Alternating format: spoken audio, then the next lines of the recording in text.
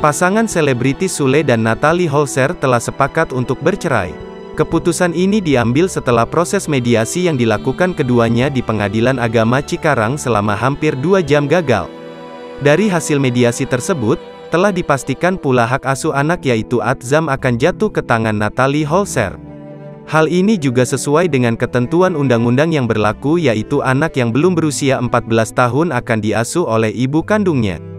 Hak asuh jatuh ke ibu ya, karena anak belum dewasa. Tetap dipegang ibu kandung, kata kuasa hukum Natalie, ketika ditemui di PA Cikarang setelah mediasi, Rabu, tanggal 20 Juli tahun 2022. Terkait nafkah untuk anaknya, Atzam, Natalie Holzer mengaku tidak pernah meminta. Namun, Sule disebut menawarkan untuk memberi nafkah sebesar 25 juta rupiah setiap bulan. Kalau nafkah, aku tidak pernah meminta. Dari kesepakatan kita bersama, berdua. Dan yang menentukan nominal itu adalah Akang, Sule, ucap Natalie. 25 juta rupiah, iya itu dari pihak Akangnya, sambungnya.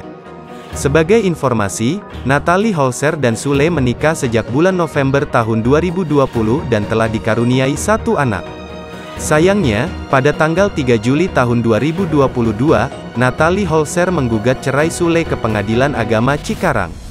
Kabar keretakan rumah tangganya ini telah tercium sejak Natalie dikabarkan telah keluar dari rumah Sule dengan membawa putranya.